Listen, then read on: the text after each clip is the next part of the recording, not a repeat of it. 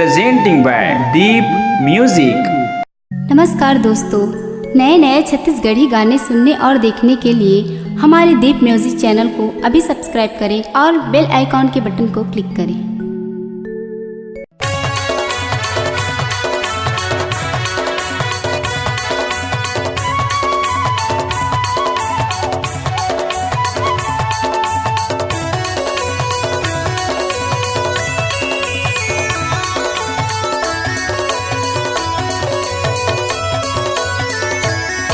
कहे ऋषि मुनि गुरु ज्ञानी जो सतला माने सतनामी। कहे ऋषि मुनि गुरु ज्ञानी जो सतला माने सतनामी। महु सबके मनैया महु सबके मनैया सतनामी बेटया सतनामी बेटया। कहे ऋषि मुनि गुरु ज्ञानी जो सतला माने सतनामी। कहे ऋषि मुनि गुरु ज्ञानी जो सतला माने सतनामी।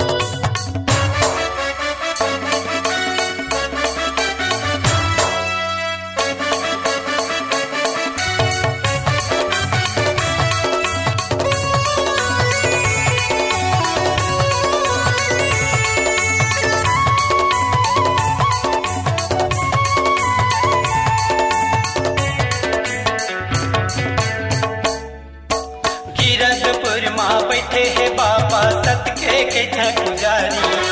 कीरतपुर माँ बैठे है बाबा सत के पुजारी।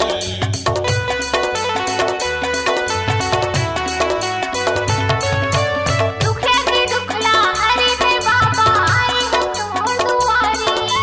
दुखे के दुखला हरे थे बाबा आए हम तो दुआरी। कहे ऋषि मुनि गुरु ज्ञानी जो सतला माने सतनामी।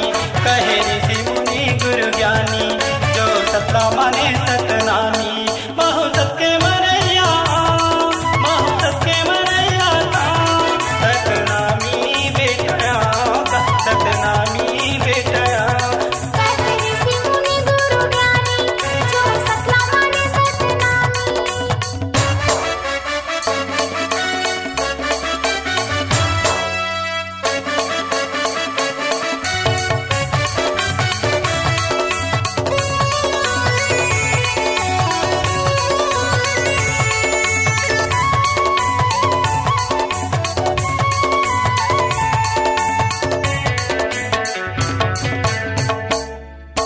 तोरे कृपा ले हे गुरु सवर के मोर जिनगानी।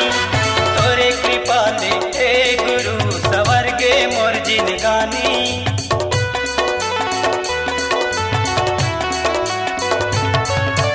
भूलियो भटकेला राह दिखाई ऐसन है तोरी वाणी। भूलियो भटकेला राह दिखाई ऐसन है तोरी वाणी। कहे ऋषि मुनि गुरु ज्ञानी जो सतला माने सतनामी। कहे ऋषि मुनि गुरु ज्ञानी जो सतला माने सतनामी। महु सबके मनैया महु सबके मनैया सतनामी बेटया सतनामी बेटया। कहे ऋषि मुनि गुरु ज्ञानी जो सतला माने सतनामी। महु सबके मनैया महु सबके मनैया सतनामी बेटया सतनामी बेटया। कहे ऋषि मुनि गुरु ज्ञानी जो सतला माने सतनामी। कहे ऋषि मुनि गुरु ज्ञानी जो सतला माने सतनामी। जो सतला माने सतनामी। जो सतला माने सतनामी। जो सतला माने सतनामी।